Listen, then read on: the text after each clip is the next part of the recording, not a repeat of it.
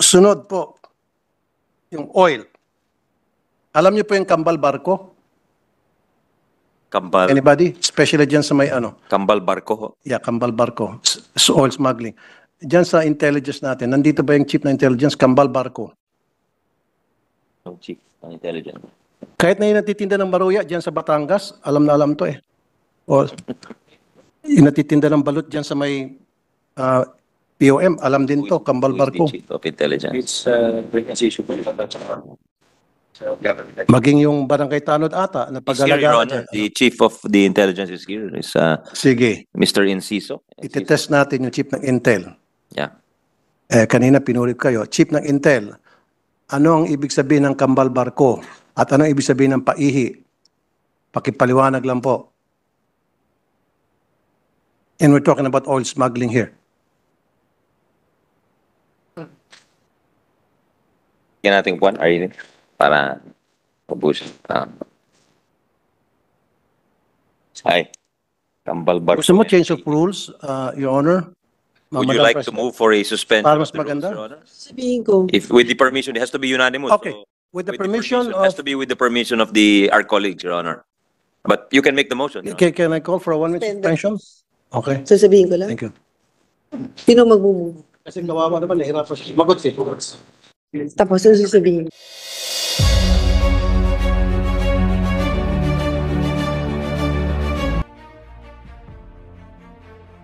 To allow the personnel from Bureau of Customs directly to answer my questions. Tama. Hearing none. Sige. Hearing no objection, motion is approved. Sa intelligence chief. The intelligence chief, Your Honor. Babae, intelligence chief.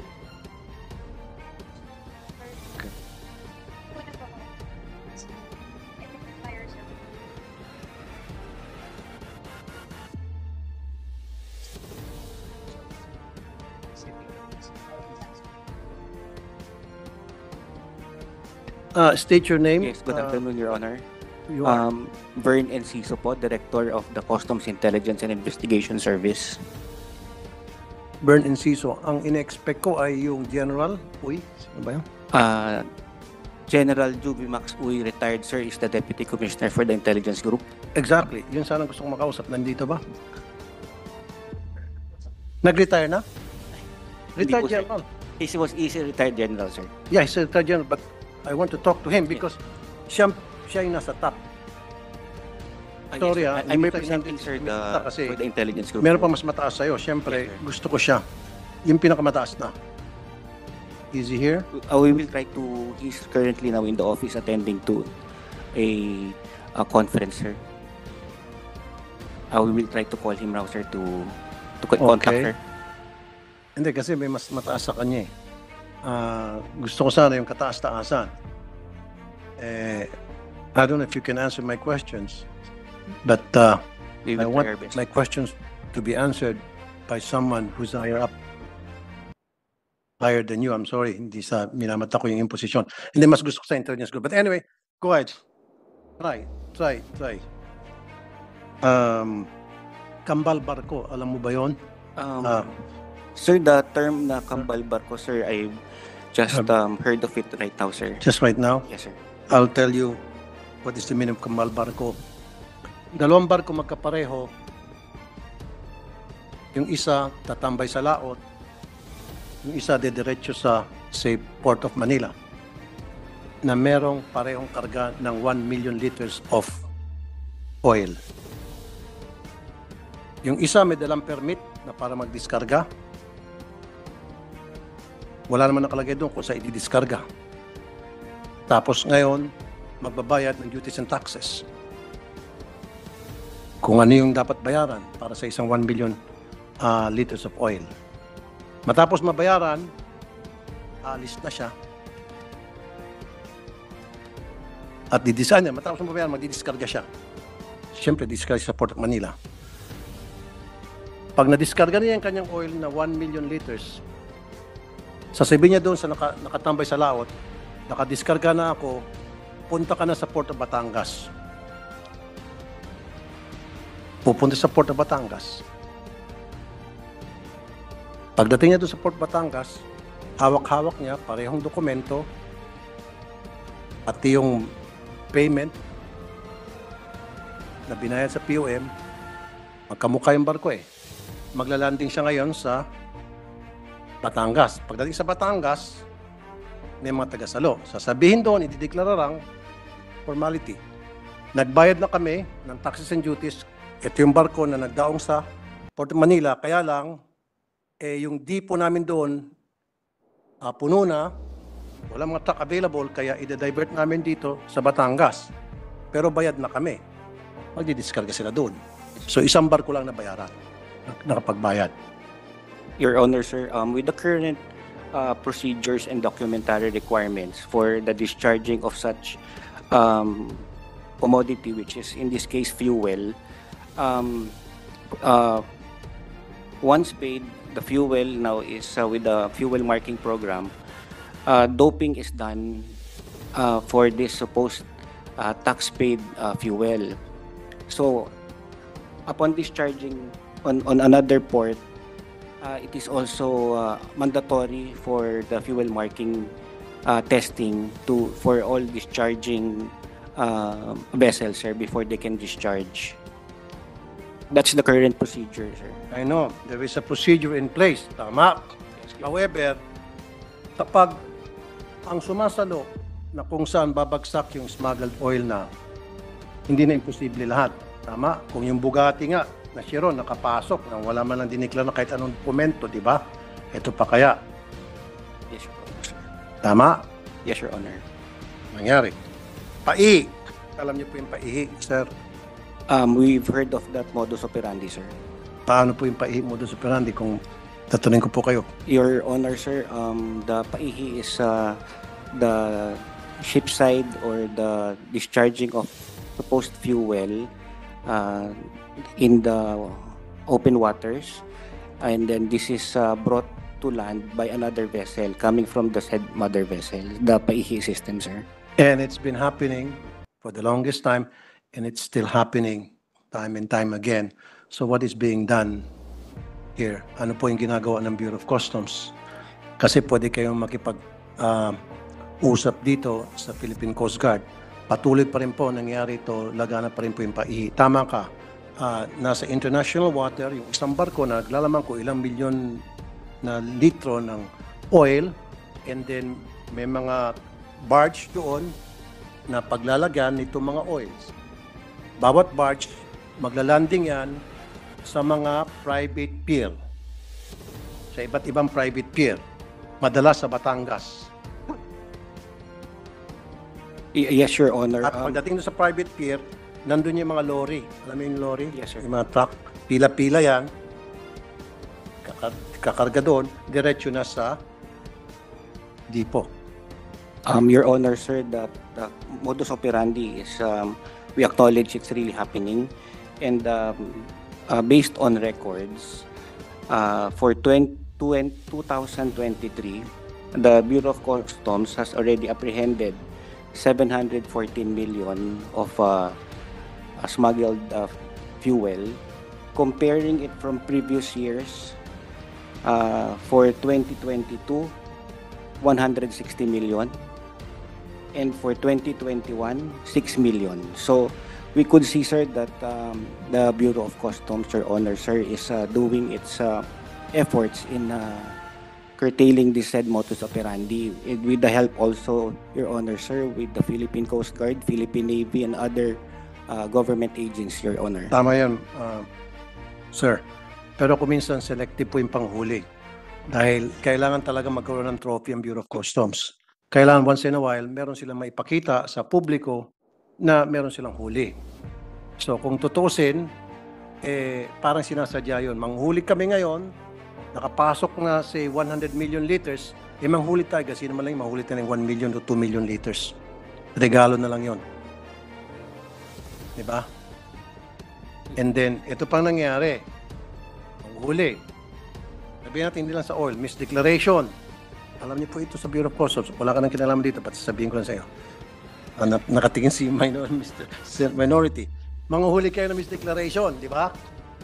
In some cases, yung misdeclared ng mga items, may lalagay sa seizure. Tama? Especially pag bawal yung items. Tama? Yes, Your Honor. Pagdating po doon sa after na mga seizure, i-auction to. Pagdating sa auction, moro-moro sapagkat nakaantay na doon yung mga tauhan ng smuggler na nang-misdeclare. I'll mention to you itong mga tauhan ng mga smuggler na tagasalo ng mga misdeclared items na na-seizure na sila po ang palaging nananalo time and time again sa lahat ng auction. Robert Uy, Aris Rojas, Chris Tagle, Daniel Brito, Edward Uy, Gina, Casey, Orlan, Willie. Every single auction, sila lang nananalo, wala nang iba pa. For so many years, sila, pangalan nila palaging lumuluta.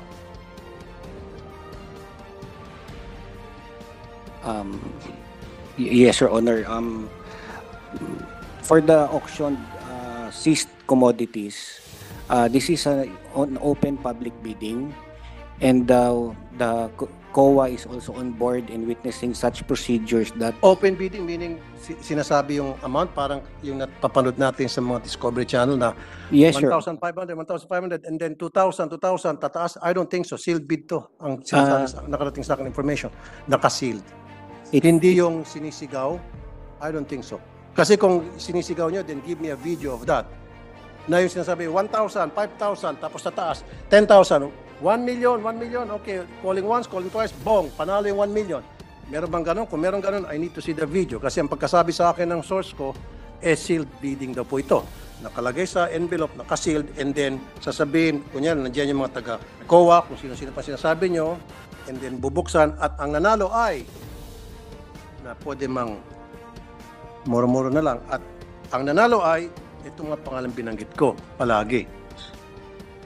Your Honor, sir, on the said auction, the Bureau of Customs sets a floor price for each commodity. Exactly. And we are also getting such valuation. For example, for rice, we will No, be sir. No, sir. Sorry. I have to stop consulting. you. I have to stop you. Yes, sir. Napapaliw ka sa pinag-usapan ng topic.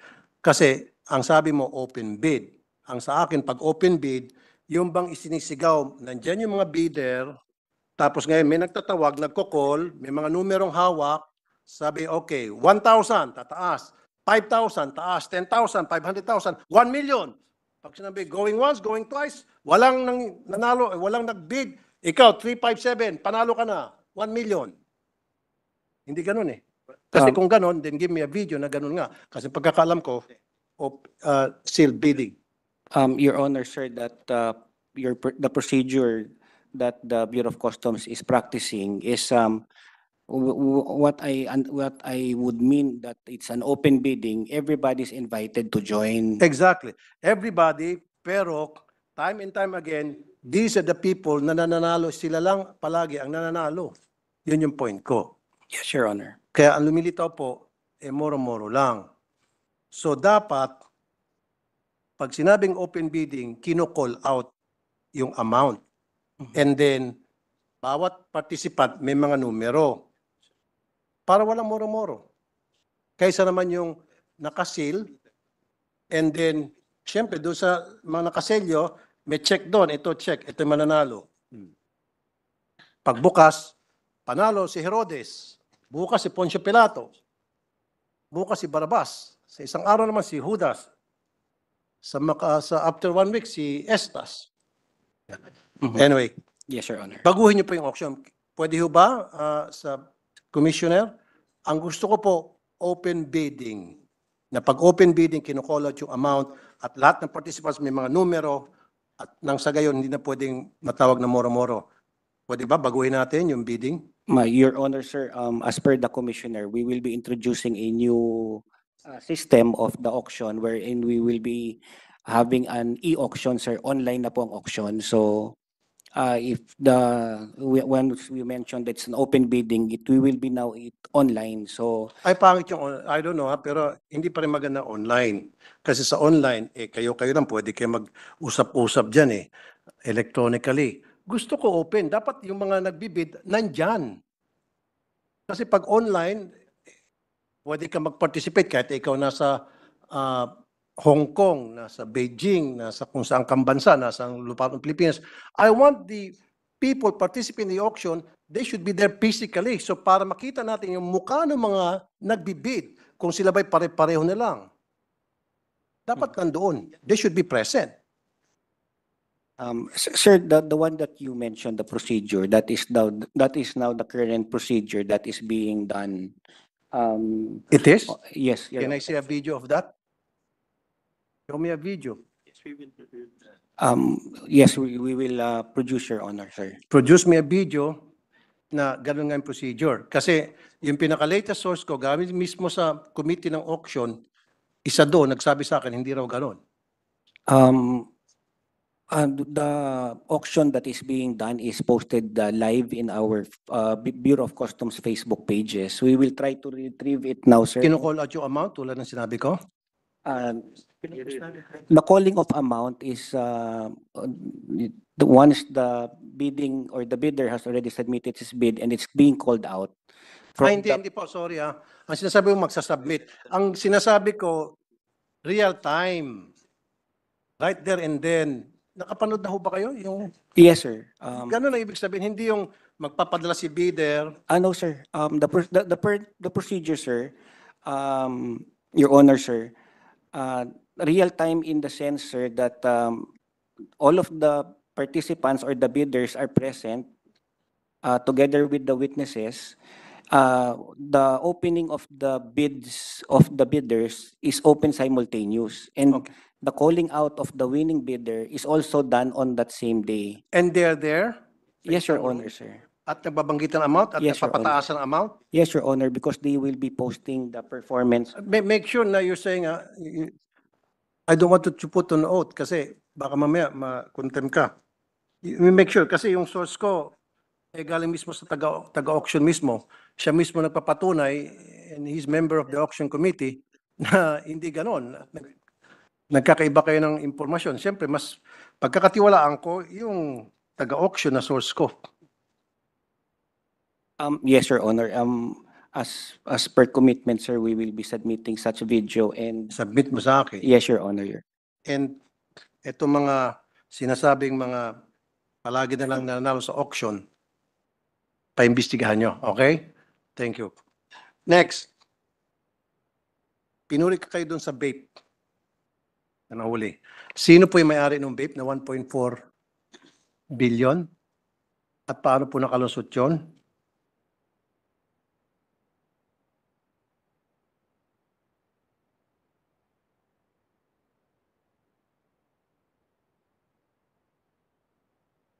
Sir, pwede bang palitan na natin yung si intelligence? Sino bang pwede? Deputy Commissioner? Commissioner? Sinong gusto? Sir, the operations of the vape, Your Honor, sir, was conducted by the Customs Intelligence Investigation Service, which is under my. Okay. Well, My- congratulations. On the other hand, I need to know the owner of the vape. Kasi hanggang ngayon, hindi pa rin alam kung sino may-ari ng vape. Ngayon, nahuli nyo naman na. Di ba? Sino may-ari ng warehouse?